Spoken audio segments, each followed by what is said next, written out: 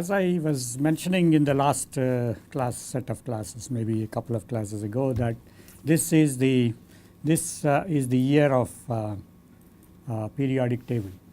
So the United Nations has declared this as the year of the periodic table. And what is very crucial from the point of view of the periodic table is the way in which it is arranged.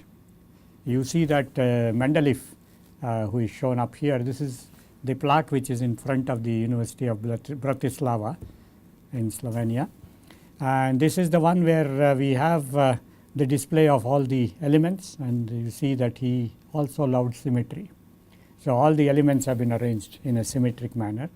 You can see that all the rare earths are up here: helium, neon, argon, krypton, xenon, radon, and you see that this is the completion of the sequence. Fluorine is up here, and you can start from this side: hydrogen, lithium, sodium, potassium, rubidium, and so on. So in fact, this is the way he preferred to probably have the arrangement. We don't know, but essentially now periodic table appears in the current acceptable form on a universal basis. Now most of the structures are made up of elements, and it is the symmetry in these elements which actually carries through to the symmetry of diffraction, as we have already realized that we assume that the atoms are spherical, and the scattering that is coming from the atom is essentially from the electron density which surrounds these atoms, and therefore all these atoms scatter, and we know that the scattering factor falls off with respect to sin theta by lambda. It also depends upon the value of z which is indicated in this periodic table. So there is a very close resemblance and very close association of what we get from an X-ray diffraction experiment, what we get as symmetry information with the arrangement of atoms in the periodic table. Towards the end of the course, we will see whether we can see some details of these individual elements and their properties from the point of view of doing what is known as quantum crystallography. That will be the last part of the discussion in this course. So what we will do now is to go back to our the scale factor issue, and once we have done the LP corrections, as is shown here, the Lorentz polarization correction, we can therefore get the relative values of the structure factors in terms of k prime and f naught. The value of k prime is the one which we have to determine, and it depends upon crystal size, beam intensity, and a number of fundamental constants.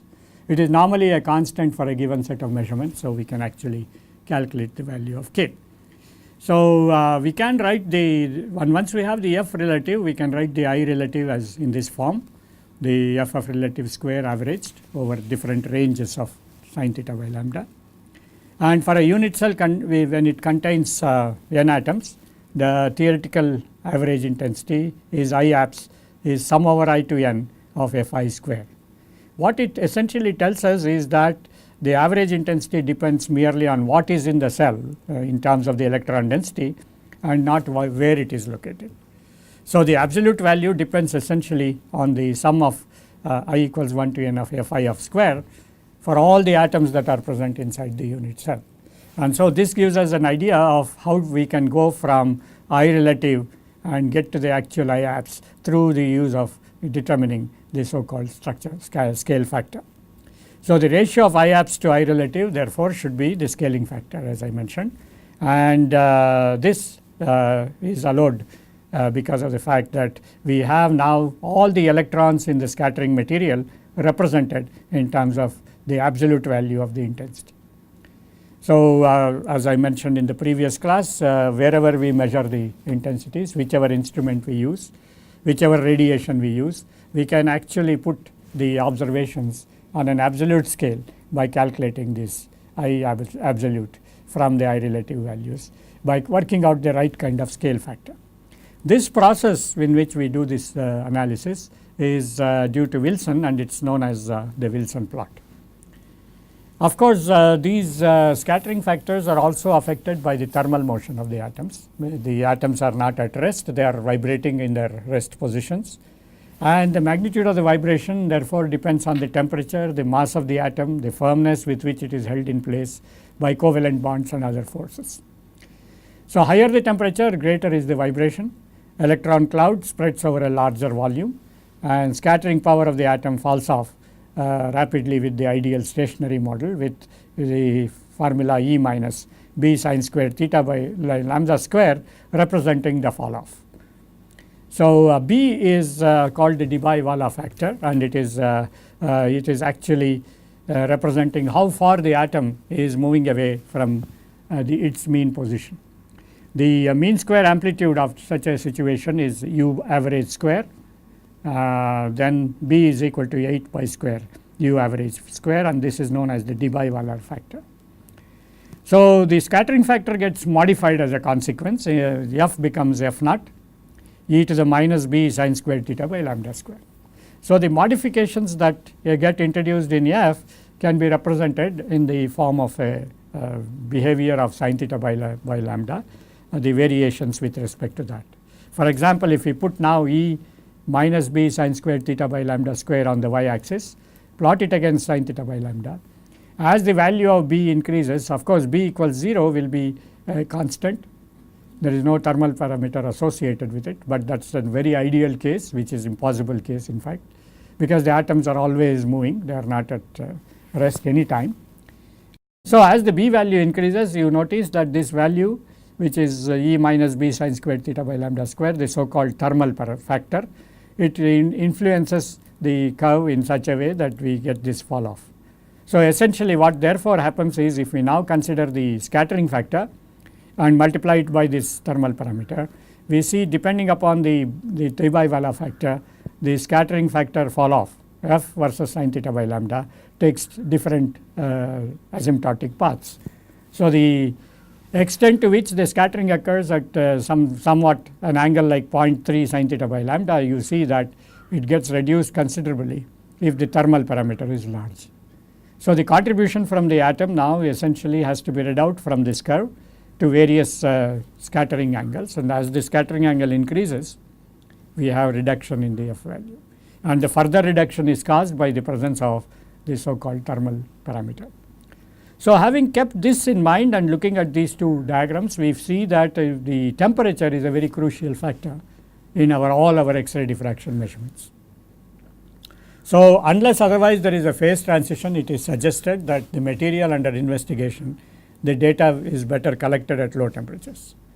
The lower the temperature, the better is the approximation of F sin theta by lambda to ideality, and as a consequence we will get the entire contribution to the diffraction condition. So, the diffraction, the reciprocal lattice point intensities will improve when we reduce the temperature.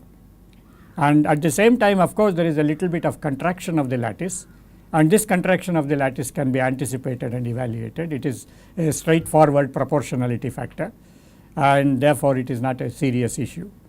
The serious issue will be when there is a phase transition, which we are not going to consider in this particular course. We are not discussing phase transitions. So, as we go down to lower temperatures, so it is generally suggested that the ideal temperature would be to collect the data at helium temperatures, something like 10 degree Kelvin or something. However, getting the 10 degree Kelvin is a very serious issue. We will have to spend a lot of money, and as a consequence, most of the data is suggested that it is collected at liquid nitrogen temperatures. Liquid nitrogen temperature, the boiling point is 77 Kelvin, so we collect the data around 100 K.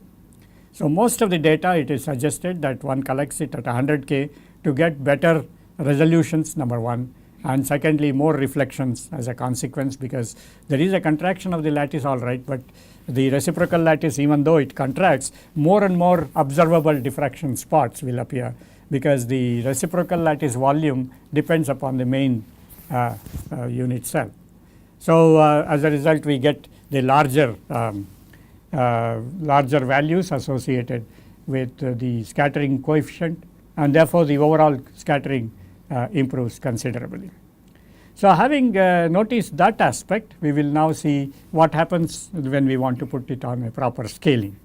So, the IAPS which we are talking about, the absolute intensity, therefore, now not just depends upon the Fi square, but it depends upon F which is at rest, which we call it as 0 I square, that is the atomic scattering factor with respect to the sin theta by lambda, the measure of the z value, but that gets modified by the exponential minus 2b sin squared theta by lambda square. So, this modification of introduction of minus 2b sin squared theta by lambda square will take into account the thermal parameter.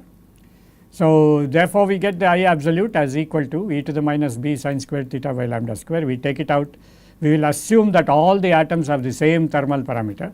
So, we take it out and minus 2b sin squared theta by lambda square comes up, and then we have the summation over I to n of FOI square, in which now varies with respect to the nature of the atom. So, essentially what it tells us is that we now assume that all the atoms are vibrating at the same temperature, and therefore, the temperature effect is identical on all these scattering factors of all the atoms which are in this structure. Maybe there are 30 atoms, oxygen, nitrogen, chlorine, bromine, whatever. So, the fall off of F versus sin theta by lambda is fairly well defined in terms of the behavior of F, and then we modify it with a thermal parameter, which is now modifying every one of these fall off of F sin theta by lambda for every atom. So, when we do this, we get a value of the absolute value of the intensity. Now, what we have measured from the experiment is the relative intensity. So, we can write relative intensity is equal to some constant times the absolute intensity. So, we can rewrite this expression, substitute for the absolute intensity as e to the minus 2b sin squared theta by lambda square, summation over I to n of F0 I square. So, this now represents the relation or the value that we should get for the I relative which we have measured. So, this is the measured value, this is the absolute value we are looking for. So, if you take the ratio of I relative to the sum over I to n of FOI square, this ratio is essentially equal to a constant C times an exponential factor. So, this now exponential factor, if you take logarithms on both sides. So, you take the logarithm of this quantity, logarithm of this and logarithm of that, you can write this in the form of a straight line equation. The reason is the following: we can write it like we can write the equation like y equals ax plus b. So, this will be like a straight line, that is because we take the logarithms on both sides. So, this then will become log C minus 2b sin squared theta by lambda square. So, this now looks like y equals ax plus b, right, and therefore, we get a straight line and we plot that. Here is the expression given, logarithm of I relative by sigma I going from 1 to n, and so we get this expression, and this is like a y equals mx plus c equation. So, when we plot this logarithm value against sin squared theta by lambda square, we will be ending up getting a straight line. The intercept is log c and the slope will be corresponding to 2b. So, we get therefore, the value of the scale constants, which is k equals 1 over root of c. So, from log c we can calculate this quantity, and the thermal parameter, the overall thermal parameter associated with the scattering can also be calculated by measuring the slope of this curve. This is the Wilson plot. I will spend a few minutes on this Wilson plot because this is something which is of crucial importance in structure analysis. The nearness of it is not always ideally a straight line, it is nearly a straight line. It depends upon to some extent where the atoms are located inside the unit cell, even though we already told that the overall content of the scattering is what is there inside the unit cell rather than where it is, but it also matters that where it is also matters, in the sense that suppose we have several ring systems, then what happens is that we will not get a straight line, we will get some kind of a deviation from this straight line somewhere around sin theta by lambda 0.18. So, if we get a significant deviation at that point, we know that we have a ring system or a collection of 6 membered rings or a 5 membered rings in this structure. The other thing is, if the Wilson plot is really cranky, it is not looking like a straight line. It's never an ideal straight line, but if it is not mimicking a straight line, then we know there is something wrong in our data reduction. So, Wilson plot is not only used to find the scale and the overall thermal parameter, it is also in a way checks the quality of our diffraction measurements and also the data reduction procedure. So, if we have done something wrong in the data reduction procedure, this will not be a straight line. So, Wilson plot therefore is a very essential part and parcel, it is a part and parcel of any structure determination. The advantage of doing this Wilson plot also is that we get an overall thermal parameter associated with the structure. So, we could associate this thermal parameter in the future improvement of the structure when we do the so called refinement. As I mentioned in the last class, there are two steps in which we determine the structure. The first step is to get the trial structure by trying to solve the phase problem, get enough information on the phases which though approximate are sufficient enough to give us the starting model. And this starting model need not have the idealized geometries. So, what we do is we use the overdeterminacy in the data, the number of reflections which are available. Again we put it back into the calculation. So, we calculate the structure factor, we take the observed structure factor and take the difference between the observed and the calculated, and that quantity, the difference delta f, is minimized. And when we minimize that quantity, we get to a better and better structure. Geometrically as well as from the point of view of accounting for the entire electron density which is there inside the crystal structure. So, the fit of the F naught and Fc is very crucial, and this is evaluated in terms of several figures of merit. One of them we discussed in the last class, which is the R factor, which is F naught minus Fc, modulus of F naught minus modulus of Ft divided by modulus of F naught.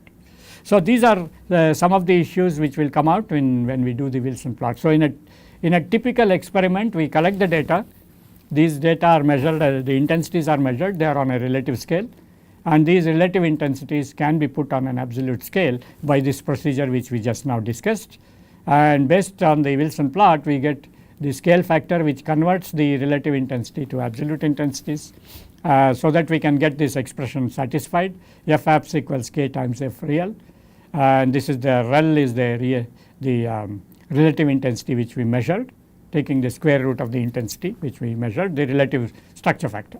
So, the structure factor, absolute structure factor, is what we need for our future phase solution and also for the Fourier transform, which will then give us the electron density distribution. In this context, if we now plot, this is known as an NZ plot.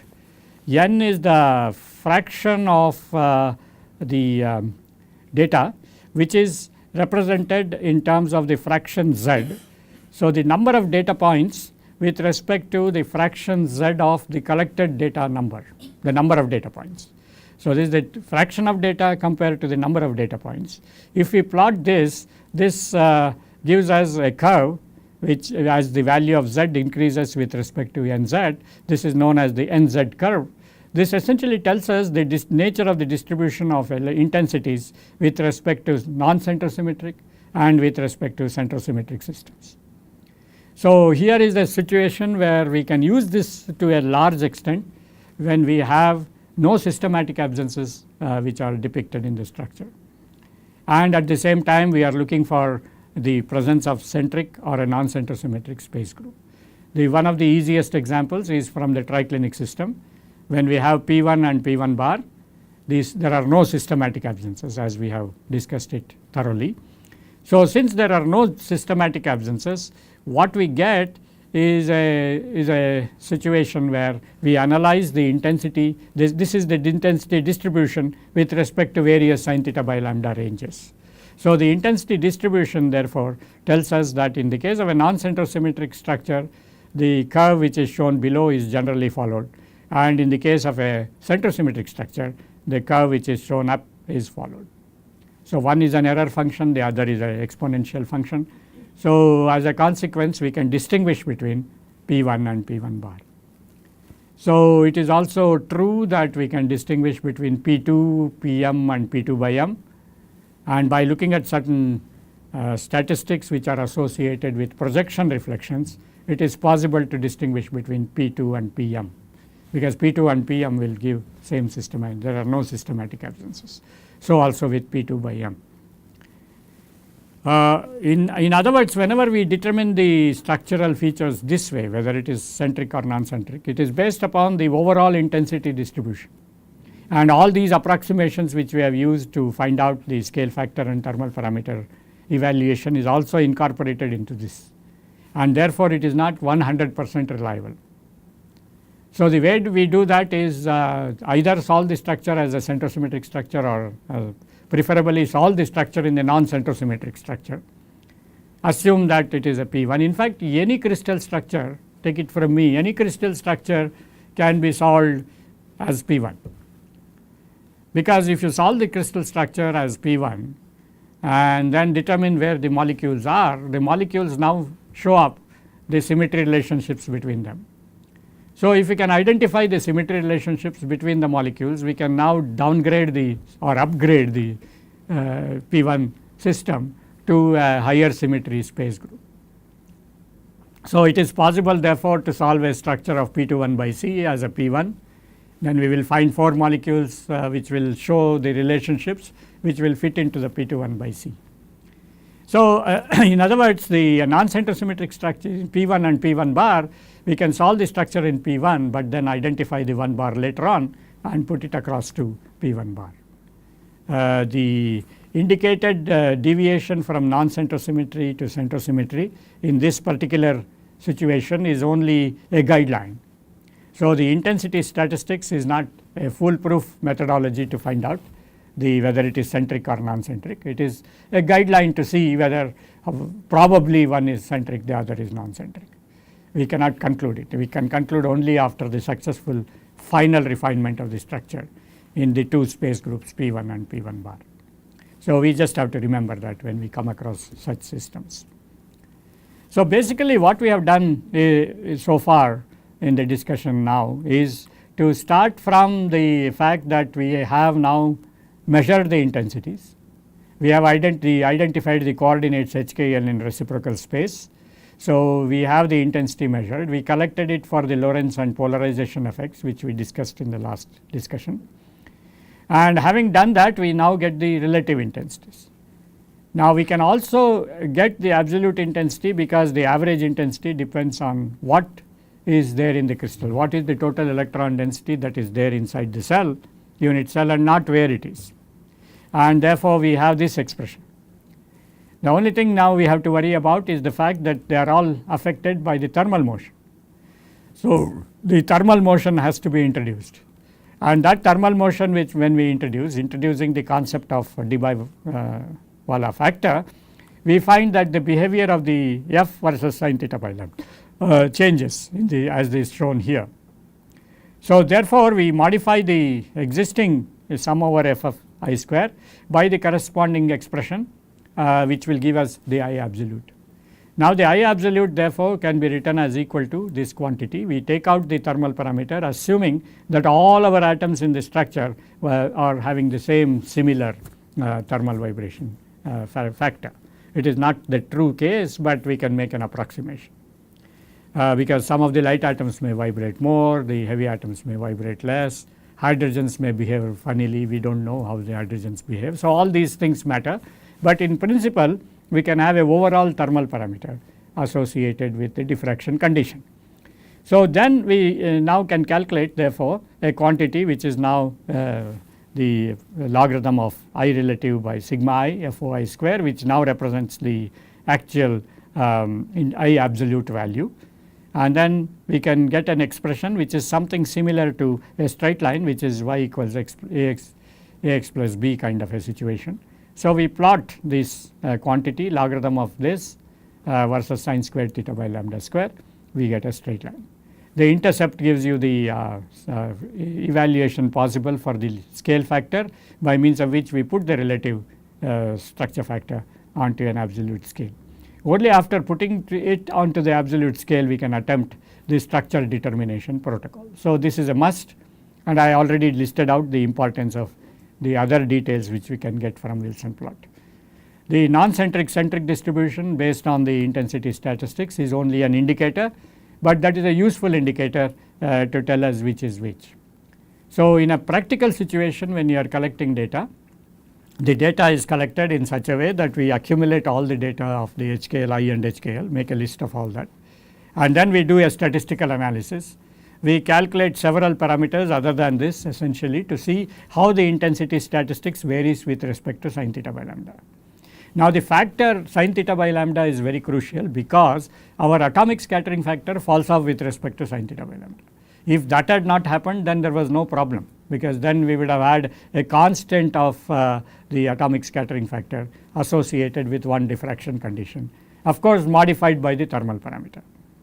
But now it so happens that it also falls off with respect to sin theta by lambda. So, what we do is we will consider regions of equal value of f with respect to a range of sin theta by lambda. In other words, we assume we take the reciprocal lattice information, this limiting sphere, and then divide the limiting sphere into a large number of concentric circles, and these individual concentric circles now represent the reflections where the f versus sin theta by lambda is more or less a slight line like behavior. So, in other words, if we go to the previous projection, you see that here if we take this region and go up to let us say 0.05, you see it is almost a straight line.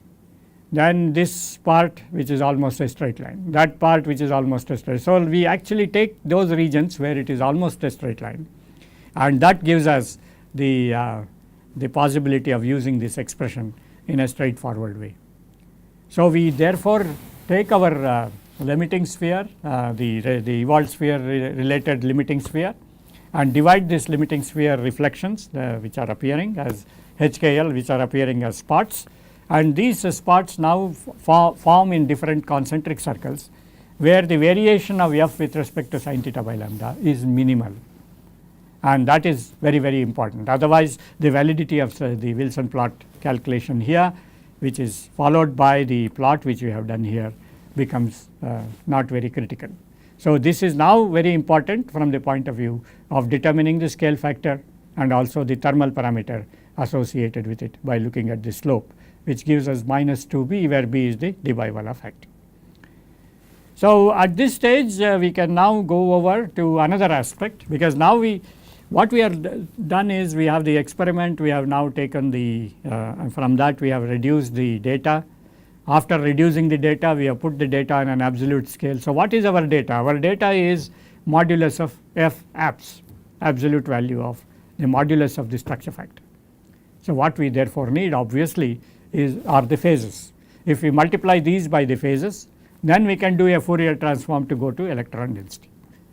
So, before we go to the Fourier transform, we should know something about what this Fourier series is all about, and how the Fourier transform now brings in the issue of the presence of the variability associated with the relationship between f ops, the absolute value of the structure factor, multiplied by the phase, and then the Fourier transform taking us to the electron density. How does this come about? We should know a little bit of background information on what we call as Fourier series, and at the same time we should also know something about how we do these Fourier transforms. So, the next set of slides which we will consider will be the one which will discuss now the concepts associated with the Fourier transforms. So, we see here that we first look at the Fourier synthesis with the point of view that the structure factor is a Fourier transform takes it on to electron density.